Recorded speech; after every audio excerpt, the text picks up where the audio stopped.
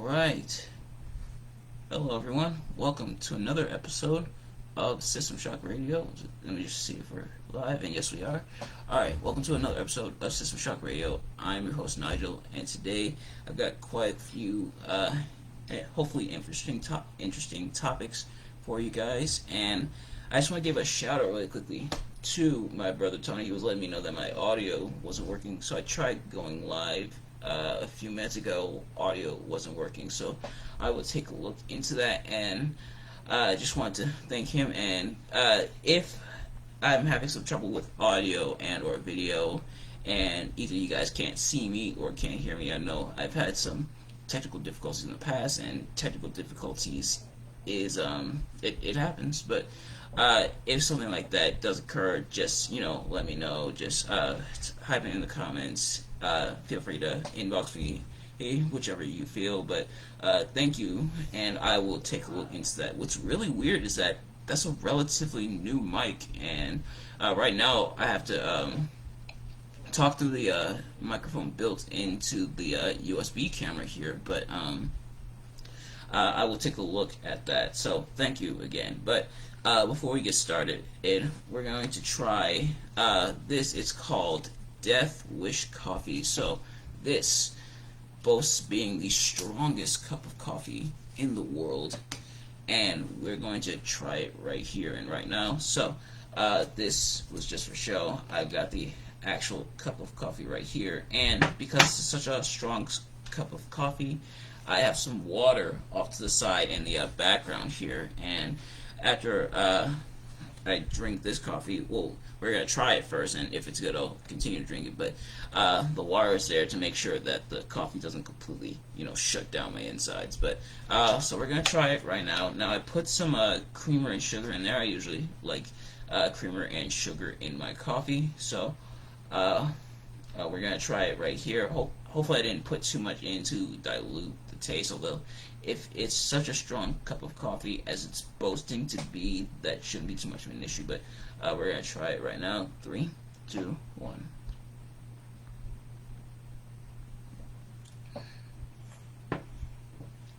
Okay. Alright, so it is relatively strong, but I see the creamer and sugar really helped it.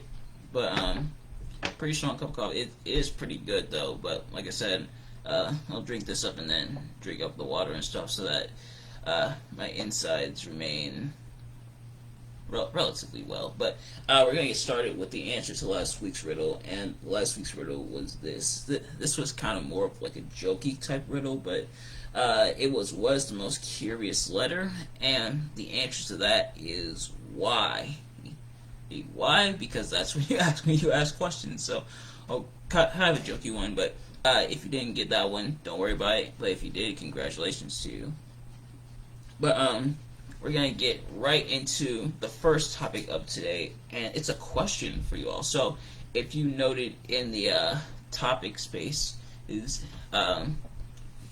note that there's two main questions I want to ask you all. The first is, what would you do if you got $1 million? But before we get into that, I just want to let you know that from now on, I will be adding timestamps to these live videos. So, even if there's a video where I can't go live, I'll add timestamps for you guys so that you could cut right to a certain part of the video if there's a topic that you might have missed, and or if there's a topic that if you're rewatching and you want to go right back to that topic, then you can. I will add timestamps starting with this video, and I probably will go back into my older videos and add timestamps there. But the question is, what would you do with $1 million? So let's say you either hit the lottery, or someone handed you $1 million. What would you do with that $1 million? Now, I'm going to give you guys my answer, but while I give my answer, I'll let you guys think about it, because this is probably a question that's been asked a lot to you guys. Like, like if you're just with your friend, and hopefully over Zoom. We are still in a pandemic.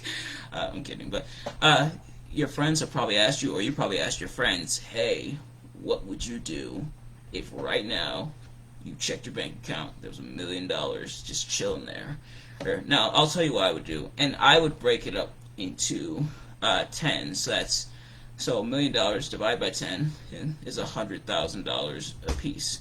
So the first $100,000 I would pay to tithe. So since I go to church, we believe that 10% of everything that you get money wise goes back into the church through tithe. So that first 100,000 will go to tithe. So that's 100,000 done, and I'll donate another 100,000 into the church, and then all my church stuff is out of the way.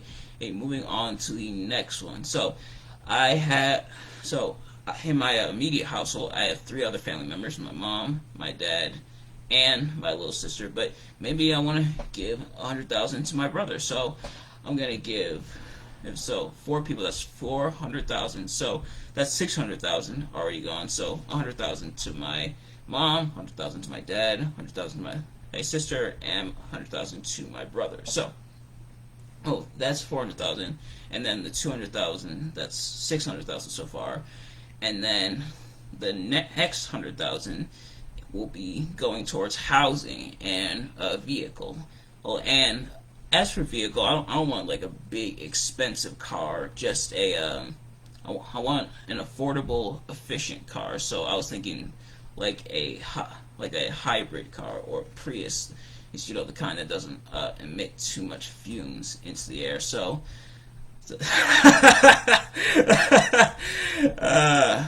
possibly.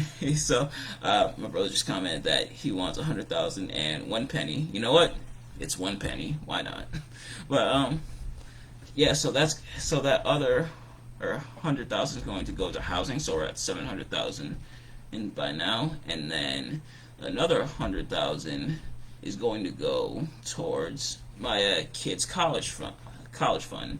In the future, when I do have kids, I want them to go to college, or if they don't want to go to college, I want to be there so that they can go. So that's 800,000 for my kids, and of course I'll do something. I'll find a penny and I'll hand you that penny. But so we got 800,000 and of course 1 penny, and then the last 200,000.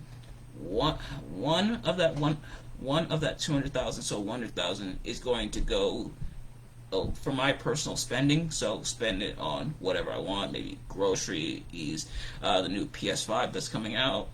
Maybe a couple trips to the movies, maybe take a girl out, who knows. And then the last 100,000, I'm just going to donate right to charity, a charity of my choosing. So that's what I do with mine, but I'm interested. Drop it in the comments below what you would do with yours.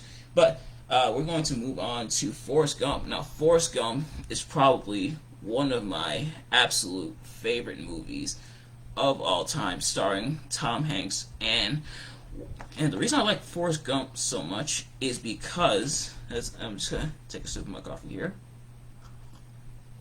It's strong, but it's relatively good stuff. I'm not going to lie. Of course, coffee, the sweet nectar of life. But Forrest Gump is a pretty funny movie. It's a comedy movie with some serious undertones, and it has some themes of acceptance and being who you are and conquering almost everything and not changing who you are. So Forrest Gump is a special needs individual, and at first he can't run because of the I think he had some type of accident where he was born with it. I'm not gonna lie, it's been a little while since I've seen the movie, but he can't run for the first part of his life until he's being chased by some bullies, and eventually, probably one of the coolest parts of the movie, the metal breaks off, and he's able to run and walk normally, and he runs almost everywhere. He joins the track team. It's either the track team or the football team. It might have been both, but actually I think it was both. But he joins the sports teams. He runs through, and then he goes off to war in Vietnam. Of course, meets his friend Bubba, and then Lieutenant Dan as well. Prevents Lieutenant Dan from dying, which Lieutenant Dan is not happy about, especially because it costs him his legs, but eventually they become friends. But Bubba dies in the war, and Forrest Gump is there for many historical moments. He meets President Kennedy. He talks about the assassinations of John F. Kennedy and Robert Kennedy. It's just a fun movie throughout, but it's also a very heartwarming movie, and Tom Hanks definitely plays Forrest Gump a lot well. And it's one of those movies that kind of deviates from the book. So this is based off a book, and in the book, apparently Forrest is a bit of a jerk. But I do like how he's more lighthearted in the movie. Sometimes not getting it 100% accurate is the better option, but pretty good stuff. And then, of course, there's Jenny. Now, Jenny was Forrest's childhood friend, but throughout the movie, he pretty much dated and got involved with everyone else except Forrest. So she was part of the Black Panther Party. She dated one of the members of the Black Panther Party. She was a hippie for a little bit, and then eventually she contracted AIDS, and then she came back to Forrest, and they did wind up having a kid together, but she eventually died from AIDS. But Forrest ends up raising their child and saying that the child is beautiful and the child is perfect. And of course, there's the bus stop scene with the life is like a box of chocolate scene, and just all around really, really good stuff. And that chocolate quote is important.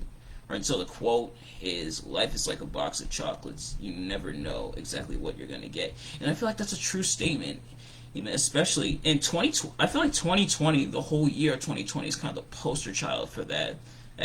That whole, you never know what you're going to get, because I don't think anybody could have predicted this. But you know what? Maybe some good will come out of 2020. Who knows? But we're gonna move on to the next question, and this is an interesting one. Who is Mr. WrestleMania? So, when you think of Mr. WrestleMania and all the WrestleMania you've watched, the good ones and the not so good ones, there's two men who come to mind who may be considered Mr. WrestleMania. The first is The Undertaker, perhaps one of my favorite wrestlers of all time, one of a lot of people's favorite wrestlers of all time. And both men that I'm going to mention here both have reasonable, relative, provable claims to being Mr. WrestleMania. In Undertaker's case, it's because he went undefeated for about 20 years. He was 21-0 until he lost to Brock Lesnar at Mania 30. And Undertaker beat a who's who. It's not like he took on a bunch of like jobbers at WrestleMania. He beat an extensive list of Mania stars and established wrestlers, such as Batista, Shawn Michaels, Edge, Randy Orton, and even Diesel, and Triple H, of course, or so. And even Ric Flair. There was multiple world champions that he beat at Mania during that streak, and he even showed up to Mania after he lost the streak. Now, a lot of people said he should have retired after his Mania 28 match against Triple H. Really good match, by the way. He should have retired after that. Some people said he should have retired after he lost to Brock at Mania 30. But be that as it may, Undertaker definitely holds that claim. But the other man, and is a man that I mentioned a couple moments ago, Mr. Shawn Michaels. And now, Shawn Michaels is not undefeated at WrestleMania. In fact, he actually lost most of his Mania matches. But the thing is the main reason why he's considered Mr. WrestleMania is because each and every Mania match has ranged from good at worst to perhaps greatest of all time at best. So he's had some absolute bangers. There was his match against Mr. McMahon at Mania 22. He had a match against Kurt Angle at Mania 21. Really, really good match. There was his Mania 25 and 26 matches against The Undertaker. There was the Mania 24 match against Ric Flair. There was his match against Chris Jericho. There was his match against Steve Austin. All these bangers of WrestleMania matches, almost back to back to back. Shawn Michaels was pretty much untouchable at Mania. And in my opinion, I don't know how unpopular this is. While Shawn Michaels was, of course, great in the 90s, his 2002 run, after he came back from having his back surgery and everybody thought he was going to be retired, his 2002 to 2010 run is probably my favorite iteration of Shawn Michaels. And it's when he had his absolute best matches. And I didn't even mention the Mania 23 match against John Cena. And yes, of course, first Tony just reminded me, the ladder match against Razor Ramon, the first ever ladder match against Razor Ramon. So Shawn Michaels is up there when it comes to WrestleMania history. So the case could be made for either man. It's the same reason why a lot of people call Johnny Gargano down in NXT Johnny Takeovers, because while he's lost, I think he's lost,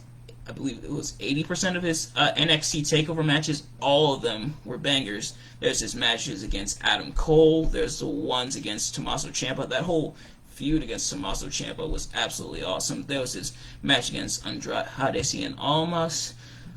So pretty much almost all the matches Johnny had in TakeOver were bangers. Same with Shawn Michaels at Mania. And of course, Johnny Gargano was inspired by Shawn Michaels. Go figure. But so the case could be made for either man, but I want to hear from you guys. So let me know in the comments below who you think is Mr. WrestleMania. Me personally, I say it could go either way. Hey, I'm inclined to side with Undertaker because, of course, the streak and everything. But like I said, Shawn Michaels had bangers. So what makes you value the Mr. WrestleMania title more? The amount of wins or the amount of awesome matches? Because there was some Undertaker matches at Mania that absolutely sucked. There's his Mania 9 match against Giant Gonzalez. From what I heard, the Mania match against Big Boss Man kind of sucked as well. The one where he hung from the cell. Yeah, the 90s was weird. But the case could be made for either man, so I want to hear from you. And finally, the final topic for today, kind of the final topic, I'll explain why in just a moment. I want to talk about closet haters. I'm just going to take a sip of my coffee. It's cold by now. Great. But I want to talk closet haters. And now closet haters are people that hate on you from the closet.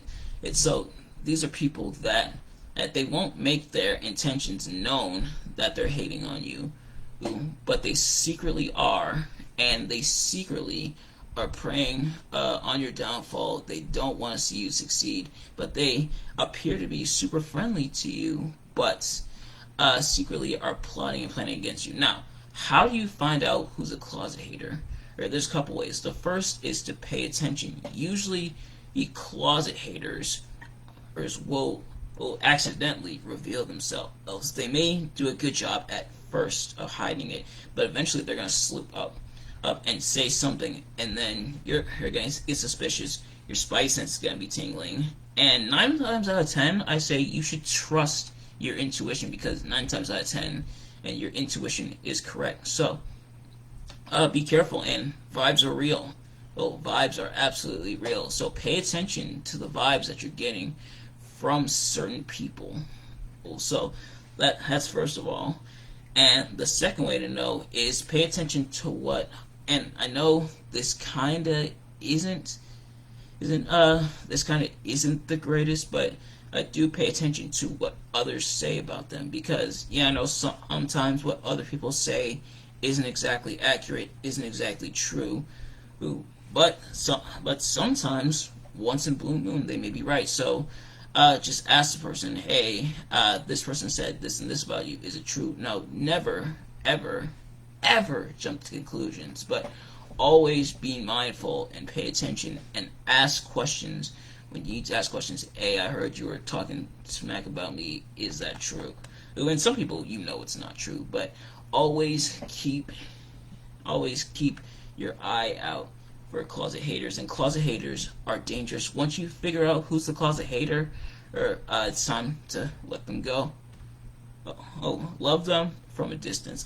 Me personally, I say love everyone, but there's some people you gotta love from the distance. And I will leave it at that for right now. Thank you all so much for tuning in. And of course, in the comments, just let me know your responses to both the questions. Remember, both the questions I asked in this video were, what would you do if you got $1,000,000? And who do you think is the real Mr. WrestleMania? And I feel like with either of those, there's no real wrong answer. There's now, you could bring up someone else who could be a potential Mr. WrestleMania. But, yeah, just let me know. And for episode 30 is next week. And what I've done in the past is I've looked at Michael Jackson's sexual abuse trial, and the scandal surrounding that, and I looked at the one for R. Kelly. So you know what? For episode 30, I decided I'm going to complete the hat trick. We're going to look at Bill Cosby's sexual abuse allegations. Pretty interesting stuff. And what's interesting about the Bill Cosby ones was I was alive and actually around like a teenager when I heard about those. So it was very present in the news. So we're going to take a closer look at that next week. Thank you all so much for watching once again. And we're going to leave off with next week's riddle, and that is, my dad has 4 children. 3 of them are named Summer, Fall, and Winter. What is the 4th one named? And let's read it one more time. My dad has 4 children. 3 of them are named Summer, Fall, and Winter. What is the 4th one named? Ladies and gentlemen, and that is your riddle for next week. See you all. Have a great week. Have a great day, and have a great life. Peace.